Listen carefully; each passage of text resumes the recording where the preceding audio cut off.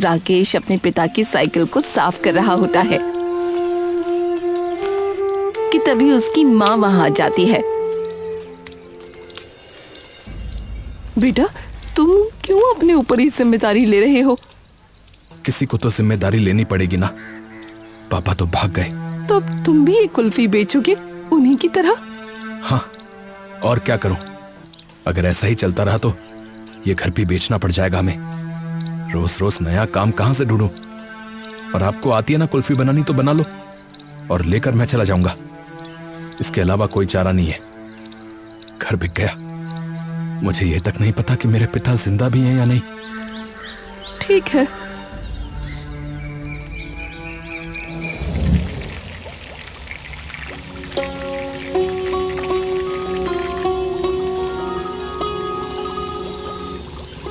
अगले दिन से जानवी वो कुल्फी बनाकर साइकिल के पीछे लगे एक बड़े से मटके में रख देती है। जाओ, अब पूरे दिन ये इसमें पिघलेंगी नहीं। राकेश तुरंत वो साइकिल लेकर कुल्फी बेचने निकल जाता है। पर पूरा दिन धूप में इधर उधर घूमने के बाद राकेश थका हुआ अपनी साइकिल वापस लेकर गांव की तरफ लौट जाता है। एक तरफ इनकी दुकान पर लाइन लगती है और एक मैं हूं। पूरा दिन घूम लिया पर एक कुल्फी तक नहीं बिकी। तभी पीछे से कुछ लड़के उसका मजाक उड़ाने लगते हैं। अरे भाई, बिरयानी के सामने खिचड़ी कौन खाएगा भाई? सब लड़के हंसते हुए वहां से निकल जाते हैं। राकेश चुपचाप साइकिल आगे बढ़ा देता है, लेकिन तभी उसकी साइकिल का पहिया अचानक एक बड़े पत्थर से टकरा जाता है और साइकिल बुरी तरह डगमगाकर नीचे गिर जाती है। अरे अरे नहीं। तभी वो उठकर देखता है कि उसकी साइकिल की पुरानी सीट नीचे से थोड़ा खुल जाती है और अंदर से एक पीला पड़ चुका गोल गोल लिपटा हुआ पुराना कागज बाहर आ रहा होता है। ये क्या है?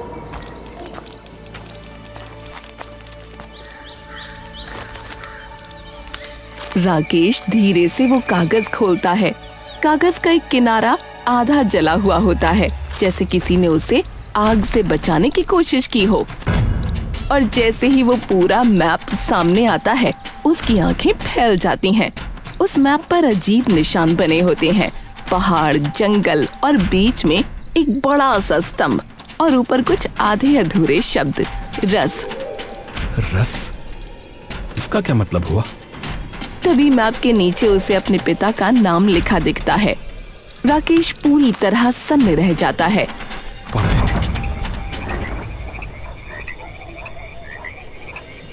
रात में राकेश घर पहुंचता है, जहां उसकी माँ जानवी चिंता में बैठी होती है। इतनी देर और ये हालत कैसे हुई? राकेश कुछ देर चुप रहता है, फिर धीरे से वो मैप निकालता है। जानवी जैसे ही उसे देखती है, उसके हाथ कांपने लगते हैं। ये तुम्हें कहां से मिला? साइकिल की सीट के अंदर था। क्या है ये? जानवी तभी राकेश के हाथों से वो नक्शा छीन लेती है। नहीं, ये... इस पर पापा का नाम लिखा है। जानवी कुछ नहीं बोलती। आपको मेरी कसम है माँ। तुम्हारे पापा इस नक्शे के पीछे पागल हो गए थे। उन्हें लगता था कि कहीं दूर सोमरस नाम की कोई जादुई चीज छुपी है। राकेश एकदम से वो नक्शा खोलकर देखता है। सोमरस? नहीं। राकेश चौंककर माँ की तरफ देखता है। रूपम सिंह की जो बड़ी आइसक्रीम की दुकान को तुम आज देखते हो ना, उसे तुम्हारे पापा ने ही बनाया था। गोविंद जी को बचपन से ही पुरानी कथाओं, रहस्यमयी जगहों और प्राचीन कहानियों का शौक था। वो उन सभी चीजों के बारे में खूब पढ़ा करते थे और उसी में से उन्होंने एक ऐसी सामग्री के बारे में पढ़ा जिसे राजा महाराजाओं की रसोइयों में खीर और रबड़ी बनाने के लिए इस्तेमाल किया जाता था। और उसी से गोविंद जी ने बनाई थी वो शाही कुल्फी, जिसका नाम आज बस हमारे गांव में ही नहीं बल्कि सभी गांवों में खूब चलता है। तो फिर दुकान उस रूपम के पास कैसे चली गई? शुरुआत में गोविंद जी और रूपम ने मिलकर एक छोटी सी दुकान से वो कुल्फी बेचने की शुरुआत की थी, क्योंकि उस वक्त रूपम गोविंद जी का बहुत ही खास दोस्त हुआ करता था।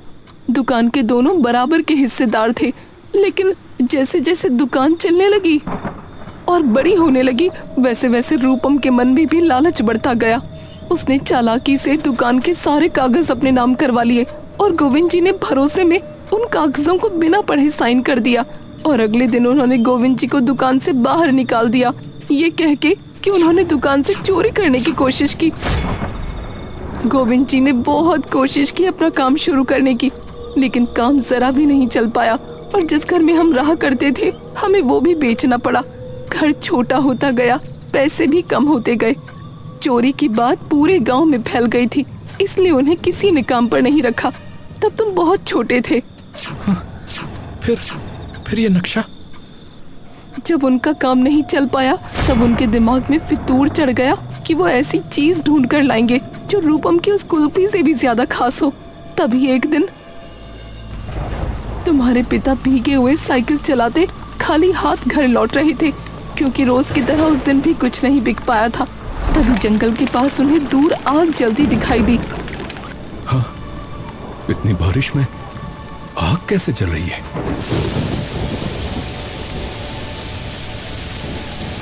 गोविंद साइकिल लेकर उस आग की ओर बढ़ता है और तभी उसे दिखता है एक बूढ़ा साधु बारिश के बीच बैठा है और उसके अग्निकुंड में आग पूरी तरह से धधक रही है। हाँ, ये कैसे हो रहा है? ये आग बुझ क्यों नहीं रही?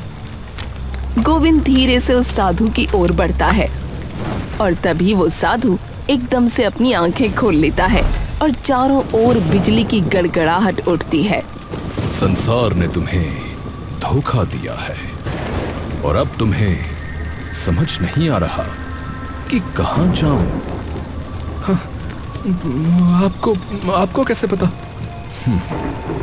तपस्वी हूं, इस संसार की मोह माया से भली भांति परिचित हूं। तुम्हारी मंजिल कुछ और है। हाँ, मंजिल? कैसी मंजिल? तुम्हें सोम रस बुला रहे हैं।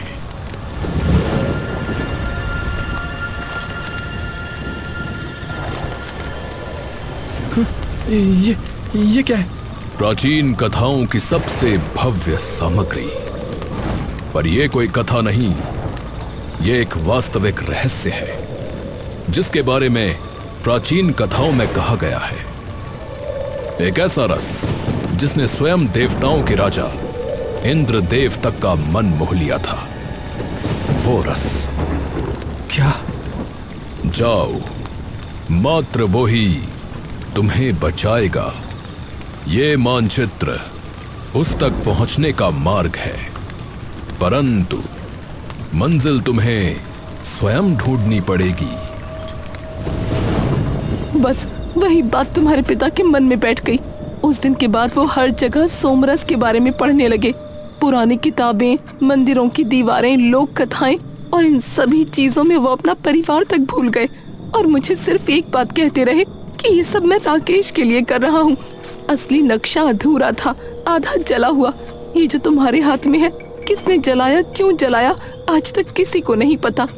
लेकिन गोविंद जी के दिमाग में उस जगह का ऐसा फितूर चढ़ गया था कि उन्होंने उन सारी कहानियों और निशानों को जोड़कर अपने दिमाग से खुद पूरा नक्शा बना दिया।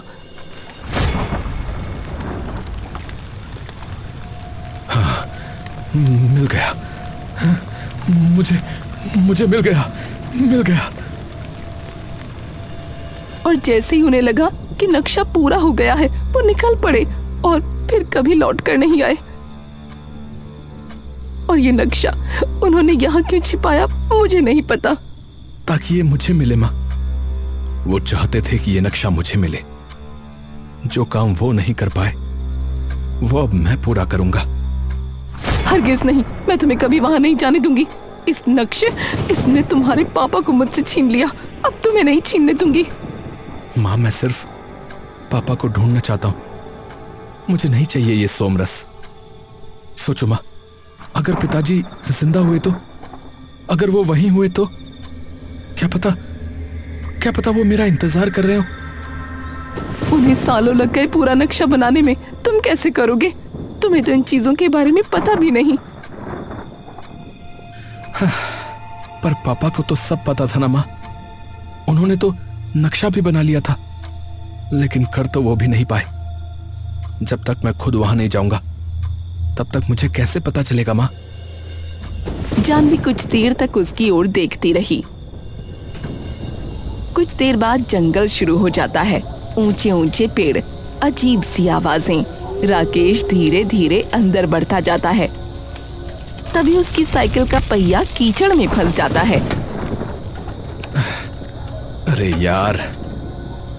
वो साइकिल निकालने की कोशिश करता है, लेकिन तभी उसे महसूस होता है कि जंगल बिल्कुल शांत हो चुका है और फिर अचानक पेड़ों के पीछे से दर्जनों चमकती आंखें दिखाई देती हैं। झाड़ियों से विशाल काले भेड़ियों का झुंड बाहर निकलता है। उनकी आंखें नीली चमक रही होती हैं। हे भगवान! हे भगवान! वो जल्दी से साइकिल तुरंत से निकालकर उस पर बैठकर तेजी से उनसे बच निकलने की कोशिश करता है। भेड़िए भी उसके पीछे दौड़ने लगते हैं। राकेश भागते भागते एक पुराने टूटे हुए मंदिर के अंदर घुस जाता है।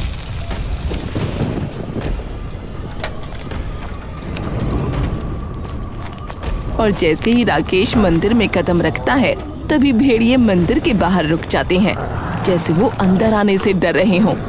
राकेश हांफते हुए पीछे मुड़ता है। तभी उसकी नजर मंदिर की दीवारों पर बने चित्रों पर पड़ती है।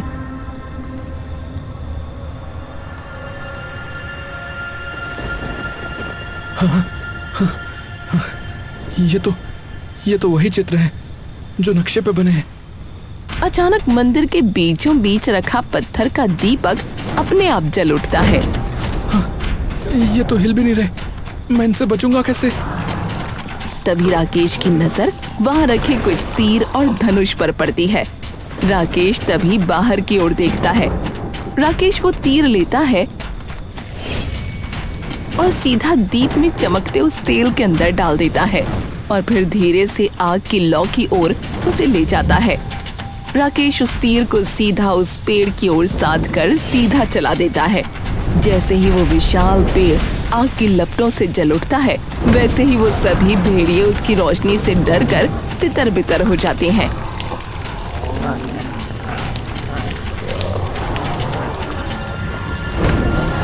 राकेश धीरे से मंदिर से बाहर की ओर आता है और देखता है कि वहां से सभी भेड़िए दूर जा चुके हैं। हाँ, एक मशाल बना लेता हूँ। तभी सैकड़ों जुगनू आसमान में उड़कर चमकते हुए आगे का रास्ता बनाने लगते हैं, मानो उसे राह दिखा रहे हों। ये सब कैसे हो रहा है? राकेश जुगनुओं के पीछे पीछे उस अंधेरे जंगल में आगे बढ़ता रहता है और थोड़ी देर बाद उसे दूर पहाड़ों के बीच एक अजीब सी चमकती हुई रोशनी दिखाई देती है, जो सीधा आसमान की तरफ जा रही होती है। राकेश नक्शा खोलता है। जैसे ही वो उस चमकती रोशनी को देखता है, नक्शे पर बना आसमान का चिन्ह हल्का हल्का चमकने लगता है। तो इसका मतलब यही रास्ता है। वो धीरे धीरे उस पहाड़ की तरफ बढ़ने लगता है।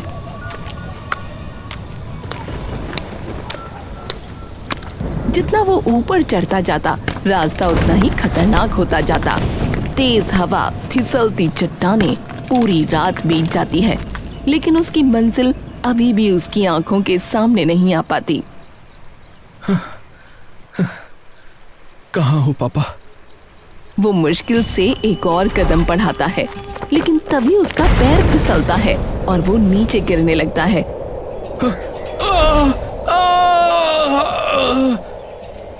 पर उसी वक्त एक मजबूत हाथ उसका हाथ पकड़ लेता है। राकेश हैरान होकर ऊपर देखता है। पापा! गोविंद धीरे से मुस्कुरा देता है। मुझे पता था तुम जरूर आओगे। गोविंद उसे एक छोटी सी गुफा में ले जाते हैं।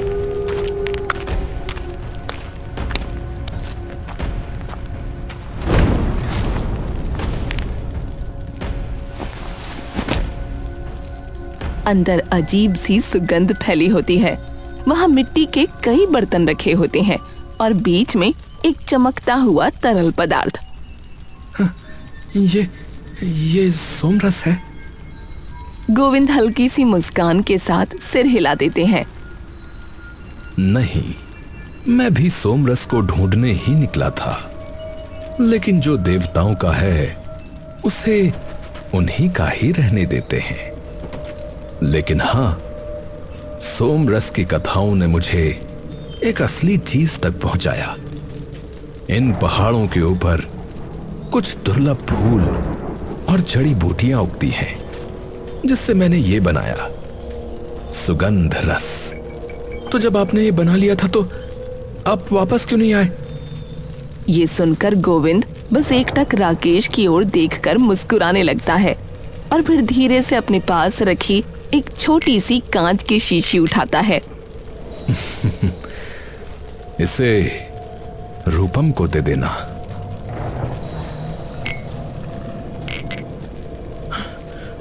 उसे? लेकिन क्यों?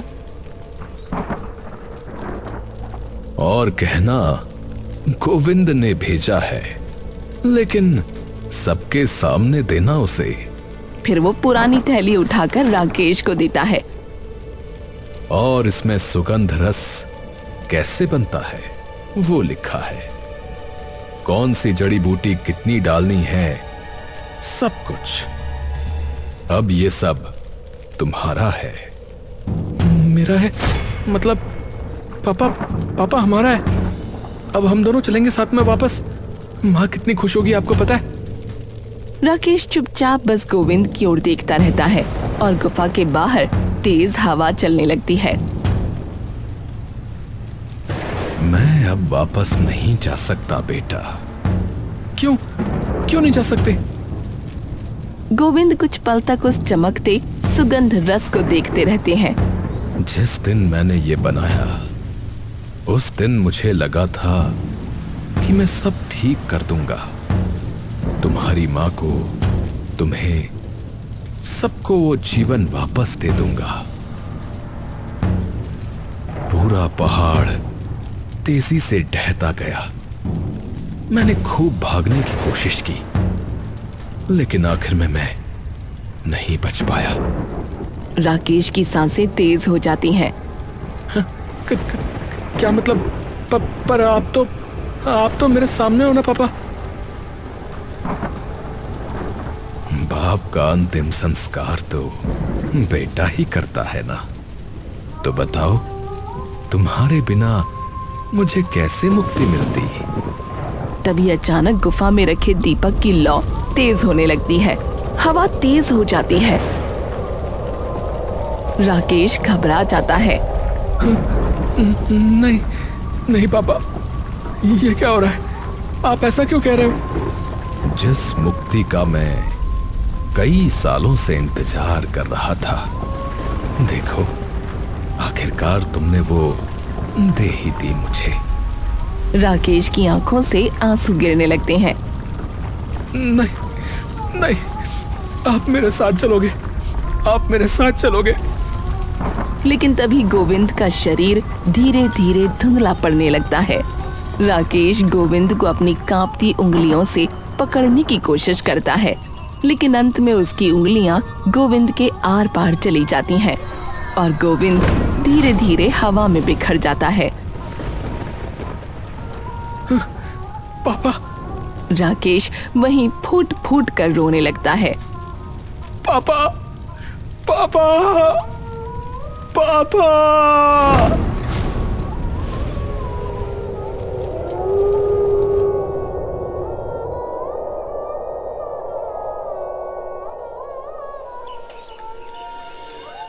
अगले दिन गांव में रूपम सिंह की एक बड़ी दुकान पर फिर भारी भीड़ लगी होती है।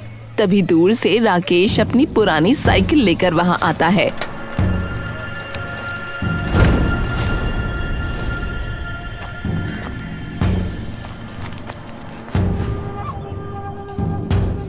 ये मेरे पापा ने भेजा है। रूपम का चेहरा अचानक से सफेद पड़ जाता है। गोविंद ने खास आपके लिए ये। सब लोग शांत हो जाते हैं। क्या है ये? रूपम उसे सूंघ कर देखता है और जैसे ही वो खुशबू सूंघता है उसकी आंखें फैल जाती हैं, मानो उसके मन का हर ख्याल कहीं खो गया हो। मैंने धोखा दिया था तुम्हारे पापा को। पूरा गांव दंग रह जाता है। कैसे? ये दुकान मेरी नहीं है और ना ही मैंने ये शाही कुल्फी बनाई थी, वो सब गोविंद का था। मैंने लालच में आकर उसके भरोसे का फायदा उठाया, उससे दुकान के कागजों पर साइन करवा के ये दुकान अपने नाम कर ली और उसे चोर साबित कर दिया। लोग गुस्से से रूपम को देखने लगते हैं, लेकिन राकेश बस शांत खड़ा सब कुछ देख रहा होता है, मानो प्रकृति अपना समय का पहिया घुमा रही हो। तभी सभी लोग गुस्से में आकर रूपम की दुकान पर लगा शाही कुल्फी का बोर्ड तोड़कर नीचे गिरा देते हैं।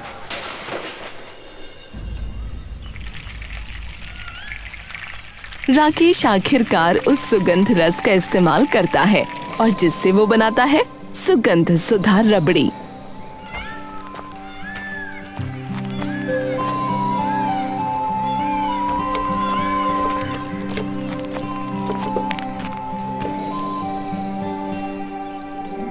अरे भैया, ये कैसी खुशबू है? लोग उस खुशबू के पीछे पीछे खींचे चले आने लगते हैं। कुछ ही देर में उसके ठेले के सामने भारी भीड़ लग जाती है।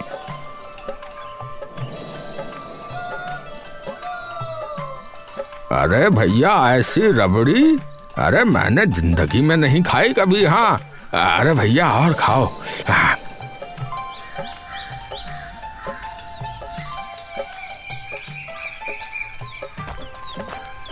कुछ महीनों बाद राकेश अपनी एक नई बड़ी दुकान खोल लेता है। सुगंध सुधा रबड़ी अब पूरे इलाके में मशहूर हो गई है। राकेश अपनी दुकान की ओर देखकर फिर अपने पिता की तस्वीर की ओर देखने लगता है। आप देख रहे हो ना पापा, आपकी मेहनत ने आखिरकार हमें बचा ही लिया।